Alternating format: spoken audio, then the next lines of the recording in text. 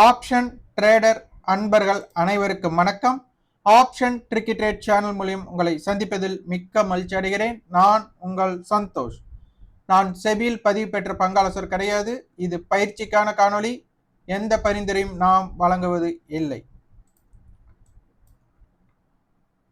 December 13ஆம் தேதி நமக்கு ஒரு ஃப்ரீ டிஸ்கஷன், அதாவது நேரடி டிஸ்கஷன் கோயம்புத்தூர்ல இருக்கு.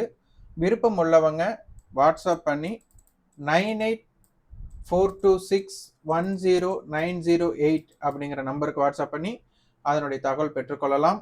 இது அலைஸ் ப்ளூ ட்ரேட் ஸ்கூல் அப்படின்னு தொடங்கியிருக்காங்க கோயம்புத்தூர்ல. அவங்களுடைய டைப்ல நம்ம இந்த நேரடி வகுப்பு வச்சிருக்கிறோம். இது வீக்லி ஃபியூச்சர், அதாவது சிந்தட்டிக் ஃபியூச்சரோட ஃபார்முலா அண்ட் அதோட கோடிங், இதை பற்றி நம்ம பார்க்க போகிறோம். விருப்பம் உள்ளவங்க நேரடி கலந்தாய்வில் நீங்கள் பங்கேற்றுக் கொள்ளலாம்.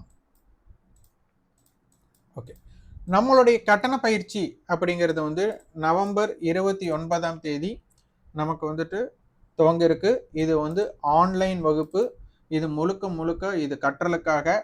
நாங்கள் ஒரு ஸ்ட்ராட்டஜி பின்பற்றுறதை நீங்கள் பின்பற்றுங்க அப்படின்ட்டு கண்டிப்பாக இருக்காது. பை செல் ரெக்கமெண்டேஷன் இருக்காது. உங்களுக்குன்னு ஒரு ஸ்ட்ராட்டஜி ஆப்ஷன் பிரீமியத்தின் அடிப்படையில் நீங்கள் ப்ரிப்பேர் பண்ணணும்னு நினச்சிங்கன்னா இது உகந்ததாக இருக்கும். ஓகே, டெய்லி மெம்பர்ஷிப் கேட்டுட்ருக்கீங்க. மெம்பர்ஷிப் வீடியோ காலையில் 8:30க்கு ப்ரீ மார்க்கெட், அதாவது மார்க்கெட் ஓப்பன் ஆகிறதுக்கு முன்னாடி உங்களுக்கு கிடைச்சிடும்.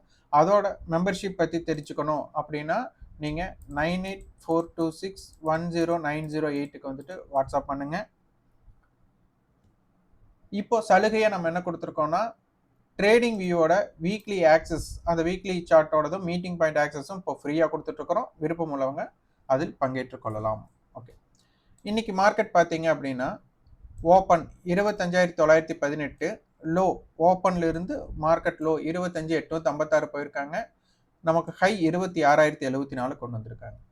இங்கே நமக்கு ரெண்டு விஷயத்தை நம்ம ஒன்று பார்க்கணும். மார்னிங், அதாவது மார்னிங் நமக்கு இண்டெக்ஸ் ரேஷியோ ஷார்ட்டேஜ் இருந்தது. அதாவது பேங்க் நிஃப்டிக்கும் முரண்பாடு இருந்தது. இந்த நிஃப்டியை ஒரு ஐடி செக்டர்ஸ் நல்லா வழி நடத்திட்டு போனாங்க. அப்போ பேங்க் நிஃப்டி பார்த்தீங்கன்னா மதியத்திற்கு மேலே பேங்க் நிஃப்டி பெர்ஃபார்ம் பண்ண ஆரம்பிச்சாங்க. அப்போ ரெண்டுமே ஏறும்போது நமக்கு செகண்ட் ஆஃப் ஒரு மார்க்கெட் ஒரு ஏற்றத்திற்கு ஒரு வாய்ப்பாக அமைஞ்சுது. ஸோ இதை கவனத்தில் கொள்ளணும். இப்போ பார்த்தீங்க அப்படின்னா நிஃப்டியோட பெர்ஃபார்மர் அப்படின்னு பார்த்தோம். இன்ஃபோசிஸ், ஹெச்சிஎல் டெக், டிசிஎஸ் மூணுமே நமக்கு ஒரு ஐடி செக்டர். அப்போ ஐடி செக்டாரில் இருக்கிற நிறுவனங்கள் நமக்கு ஒரு தாக்கத்தை கொடுத்துருக்காங்க.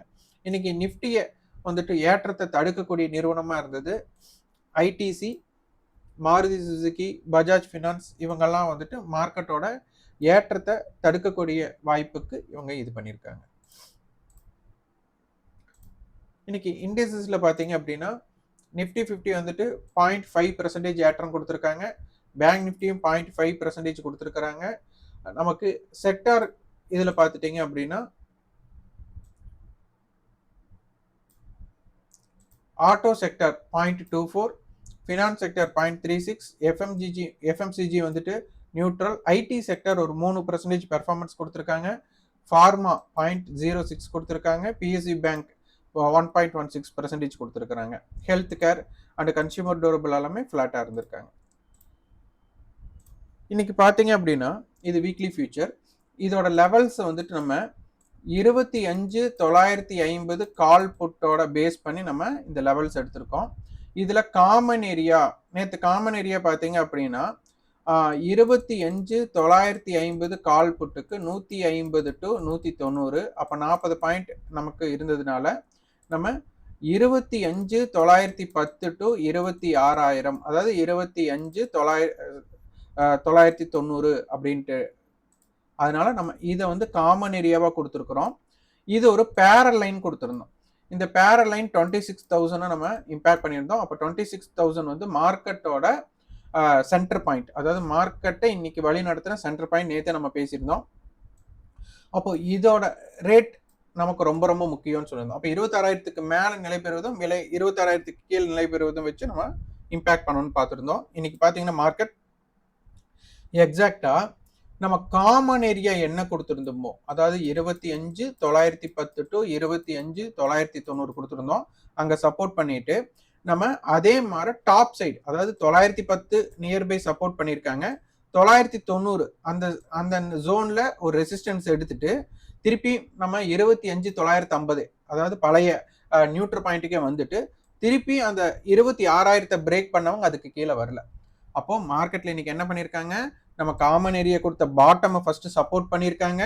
அதே மாதிரி காமன் ஏரியாவோட டாப்பை வந்து ரெசிஸ்டன்ஸா கிரியேட் பண்ணிட்டு நியூட்ரல் பாயிண்ட்டுக்கு வந்ததுக்கு அப்புறம் திருப்பி மீண்டும் வந்துட்டு நமக்கு இந்த ரெசிஸ்டன்ஸை பிரேக் பண்ணதுமே இம்பாக்ட் பண்ணிட்டாங்க.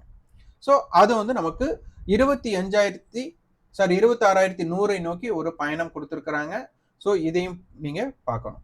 அப்போ இதை மீட்டிங் பாயிண்ட்லையும் நமக்கு என்ன இதோட கீ பாயிண்ட்ஸ் கிடைச்சிருக்கு அப்படிங்கிறது நீங்க பார்க்கணும்.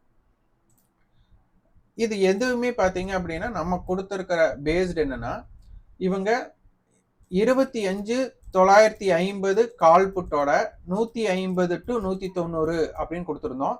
இதுதான் அந்த காமன் ஏரியா. அப்போ மார்னிங் பார்த்தீங்க அப்படின்னா, நான் இங்க ஜூம் பண்றேன்.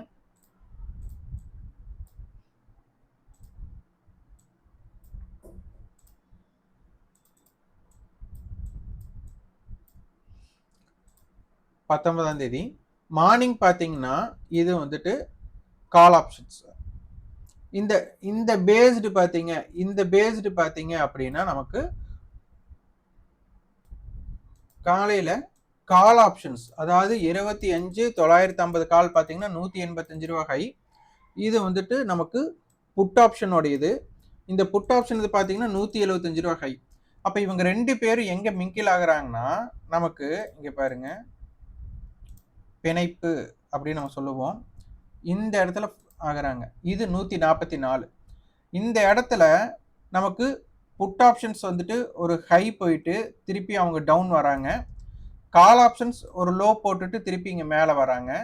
இந்த பேஸ் பண்ணதுக்கு அப்புறம் திருப்பி கால் ஆப்ஷன் வந்து பார்த்தீங்கன்னா கிட்டத்தட்ட 165 கிட்ட போகிறாங்க. திருப்பி அவங்க கீழே இறங்குறாங்க. புட் ஆப்ஷன்ஸ் ஒரு டவுன் வராங்க.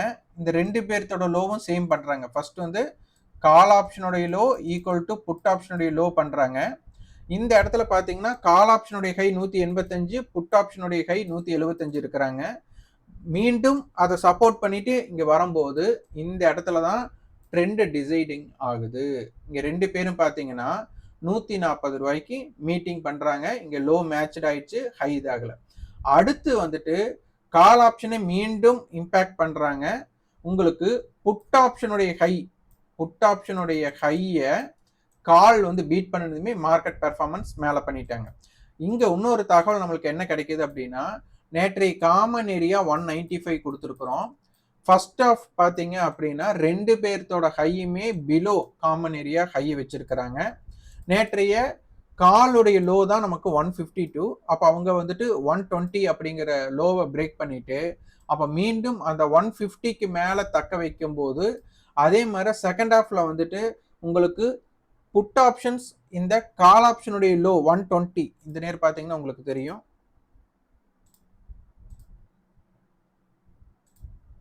இந்த 120 அவங்க வந்துட்டு பிரேக் பண்ணினதுக்கு அப்புறம் மீண்டும் நமக்கு கால் ஆப்ஷனுடைய ஏற்றம் ஒரு பிரேக் அவுட்டுக்கு ஒரு வழிவகை செய்யுது.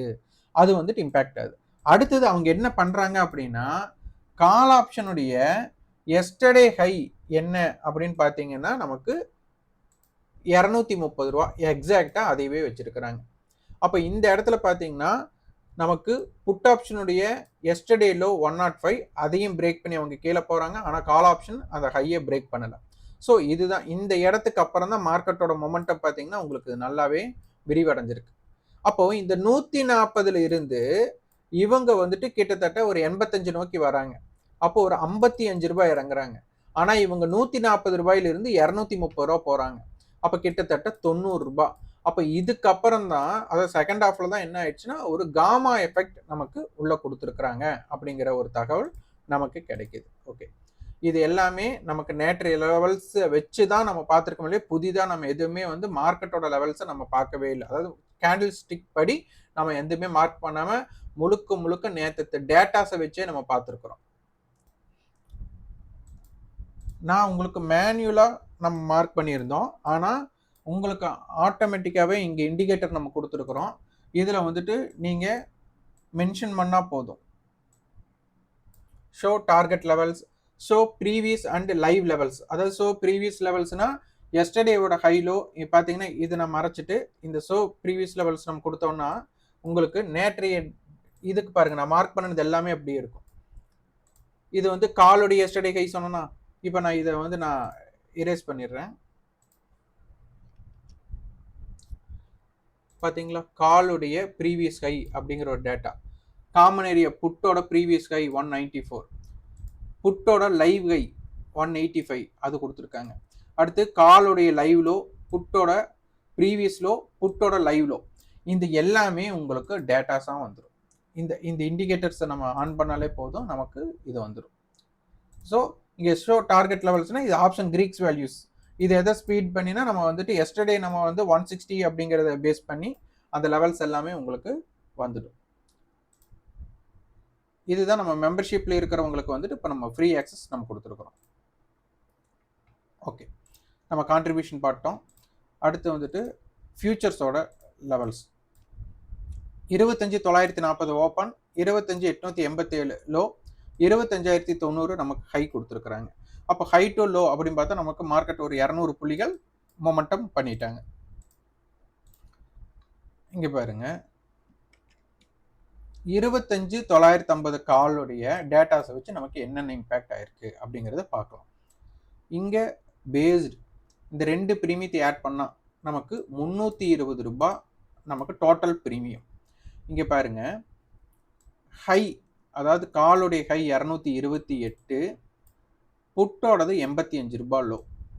இது ரெண்டையும் ஆட் பண்ணுறோம், நமக்கு 13, 11, 313. அப்போது 320 இங்கே வரல. ஃபர்ஸ்ட் பாயிண்ட் இது ஒன்று. ரெண்டாவது பாயிண்ட், இவங்களோட லோ, காலோட லோ வரும்போது காலோட லோ 120, புட்டோட ஹை 185, இதை ஆட் பண்ணுறோம் 305. அப்போ இங்கேயும் என்னதுன்னா செல்லரோட பாயிண்ட் ஆஃப் வியூல இன்னும் அவங்க நேற்று வந்துட்டு ஒரு 320 ரூபாய் நேற்று வந்துட்டு யாராச்சும் ட்ரேட் முடிக்கும் போது இந்த 160, 160 ரெண்டையுமே செல் பண்ணியிருக்காங்க அப்படின்னா இப்போ அவங்க ஃபேவர் செல்லரோட பாயிண்ட் ஆஃப் வியூல தான் இருக்கிறாங்க. அப்போ இதுல இருந்து நம்மளுக்கு என்ன தகவல் கிடைக்குதுன்னா, நமக்கு நேற்றைய மார்க்கெட் க்ளோசிங் ஸ்ட்ரைக் வந்து 25,950. அப்போ நாளை தினம் இவங்க வர்த்தகம் பண்ணும்போது இந்த 320 ரூபாய் பிரீமியத்துக்கு மேல இந்த டோட்டல் பிரீமியம் இருந்து யாரு வந்து ப்ரீவியஸ் க்ளோஸுக்கு மேல மற்றும் யாரு வந்துட்டு எஸ்டர்டே ஹைக்கு மேல, ஸோ இந்த ஜோனை நம்ம பார்த்துட்டோம் அப்படின்னா ரொம்ப ரொம்ப முக்கியமா இருக்கும். அப்போ நாளைக்கு பார்க்கும்போது 25,950 கால் வந்துட்டு நமக்கு இது 228 ரூபாய் அப்படிங்கிறதுக்கு மேல இருந்தாலும் இது புட் ஆப்ஷனுடைய பிரைஸ் எல்டிபி, புட்டோட எல்டிபி நம்ம ஆட் பண்ணும்போது 320 ரூபாய்க்கு மேல 25,950 கால் இருந்து மார்க்கெட்டை வந்து ஃபேவர் பண்ணியிருந்தாங்கன்னா மார்க்கெட் மேல் நோக்கி போறதுக்கு உண்டான வாய்ப்பு தான் இருக்கும். ஏன்னா நமக்கு கால் ஆப்ஷனோட லோ 120னால நமக்கு 25,950 பிளஸ் 120 இது லோங்கிறது ஒரு டிமாண்ட் ஜோன். அப்போ அதை ஆட் பண்ணால் நமக்கு 26,070 அப்படிங்கிற டேட்டா வருது. இப்போ மார்க்கெட் நியர் க்ளோஸ் அந்த இடத்துல தான் ஆயிருக்காங்க. அப்போ நாளைக்கு மார்க்கெட் 26,070க்கு மேலே ஃபியூச்சர் நல்லா புரிஞ்சுக்கோங்க, ஃபியூச்சர் வந்து 26,070க்கு மேலே இருந்து 25,950 கால் இந்த 228க்கு மேலேயும் அடுத்து நமக்கு வந்துட்டு புட்டோட ப்ரைஸ் அவங்களோட எல்டிபி ஆட் பண்ணும்போது அது 320க்கு மேலே இருக்கக்கூடிய சந்தர்ப்பம் இருக்கிற வரை மார்க்கெட் அப் ட்ரெண்டுக்கு வாய்ப்பாக இருக்கும். நாளைக்கு இந்த கால் ஆப்ஷன்ஸ் ஃபெயிலியர் ஆனாலே போதும், கால் செல்லர் உள்ள வந்துடுவாங்க. கால் செல்லர் உள்ள வந்தால் என்ன ஆகும், ப்ரீமியம் வந்து ட்ராப் ஆகிடும். அப்போ நமக்கு வந்துட்டு இவங்க 320 அப்படிங்கிற டோட்டல் ப்ரீமியம் வரல அப்படின்னா 25,950 பிளஸ் 320 அப்படின்னு ஆட் பண்ண நமக்கு 26,270 அப்படிங்கிற ஒரு டேட்டா கிடைக்கும். அப்போ மார்க்கெட் 26,270 போகாது அப்படிங்கிற மாதிரி, அதாவது 25,950 இந்த கால் பிளஸ் புட்டோட பிரீமியத்தை நீங்க ஆட் பண்ணா 320க்கு மேல இருந்தா தான் இது வர்றக்கே வாய்ப்பு. ஸோ இல்லை அப்படிங்கும்போது இது அஃபெக்ட் ஆகிடும். அப்போ இதை வந்து உன்னிப்பாக நீங்கள் கவனிக்கணும். ஓகே, இப்போ இன்னைக்கு மார்க்கெட்டோட க்ளோஸ் வந்துட்டு நமக்கு 26,050 எடுத்துக்கிறோம். காலோட க்ளோஸ் 154, புட்டோட க்ளோஸ் 134, 20 பாயிண்ட், 25 பாயிண்ட்டுக்கு கீழே இருக்கிறதுனால இது 18 ஸ்ட்ரைக் எடுத்துக்கிறோம். ஆனா மார்க்கெட் இருக்கிறது 26,070ல நமக்கு இருக்கு. ஏன்னா கால் ஆப்ஷன் புட் ஆப்ஷனுடைய பிரைஸை விட ஜாஸ்தியா இருக்கிறாங்க அப்படிங்கிற ஒரு டேட்டா கிடைச்சாச்சு. அப்ப இதோட ஆவரேஜ்னு பார்த்தா நமக்கு 144. அப்ப காமன் ஏடிஎம் நமக்கு என்னதுன்னா 144 அப்படிங்கிற டேட்டா கிடைச்சாச்சு. ஓகே, இது ஒரு ஃபேவர். அடுத்தது நமக்கு மார்க்கெட்ல 26,070க்கு மேல ஃபியூச்சர் இருக்கணும் நம்ம பார்த்துட்டோம். இந்த காமன் ஏடிஎம் 144 பார்த்துட்டோம். அடுத்தது இவங்க பேஸ்ட்ல நமக்கு இவங்க 2 பேர்த்தோட ஹை, இந்த 2 பேர்த்தோட ஹைலோ, இது நம்ம பிளஸ் ஆர் மைனஸ் பண்ணீங்க அப்படின்னா நமக்கு சப்போர்ட் அண்ட் ரெசிஸ்டன்ஸ் கிடைச்சிடும். அப்ப 26,050 பிளஸ் காலோட லோ 80 ரூபாய் அப்படின்னு நம்ம ஆட் பண்ணோம் அப்படின்னா 26,130 அப்படிங்கிறது ரெசிஸ்டன்ஸ் 1 வந்துடும். அடுத்தது ஹை வந்து 165. அப்ப 26,050 பிளஸ் 165 அப்ப நமக்கு 26,215 அப்படிங்கிறது வந்துடும். இது ரெசிஸ்டன்ஸ் 2 ஆயிடும். அடுத்தது சப்போர்ட் 1 நமக்கு 26,050 மைனஸ் 120 அப்போ நமக்கு 25,930 அப்படிங்கிறது சப்போர்ட் 1 ஆயிடும். சப்போர்ட் 2 அப்படிங்கிறது இவங்களோட ஹையை மைனஸ் பண்ணா அப்போ நமக்கு 25,800 அப்படிங்கிறது ஒரு பேஸ்டு சப்போர்ட் லைனா நமக்கு கிடைச்சிடும். அப்போ இதை வந்து ரொம்ப ரொம்ப உன்னிப்பா நம்ம பார்க்க வேண்டும்.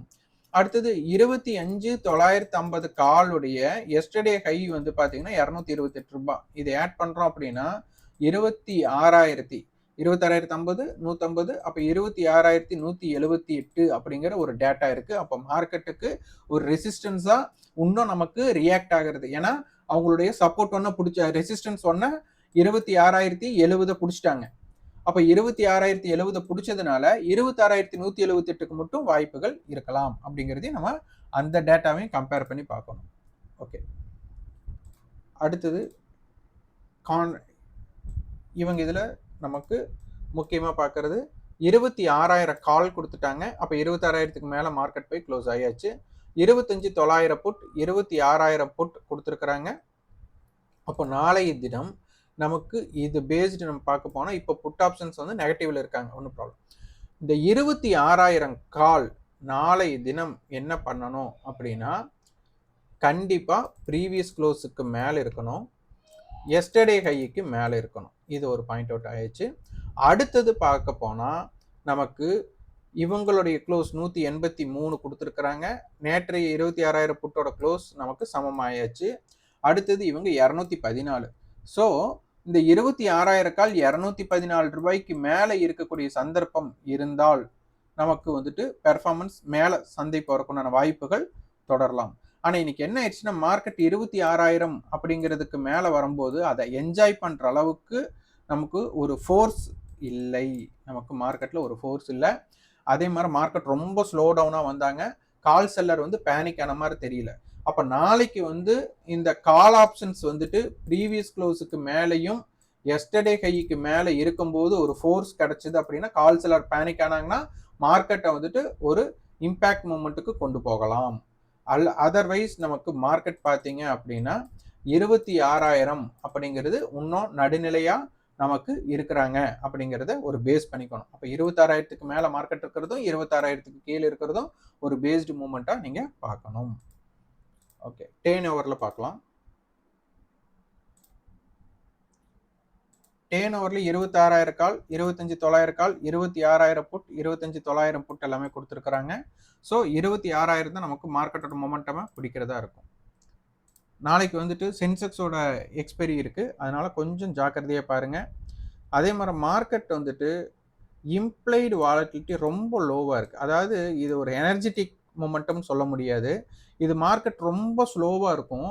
ஒரு ஆப்ஷன் பையரை வெறுக்க வைக்கிற மார்க்கெட்டா இருக்கும்.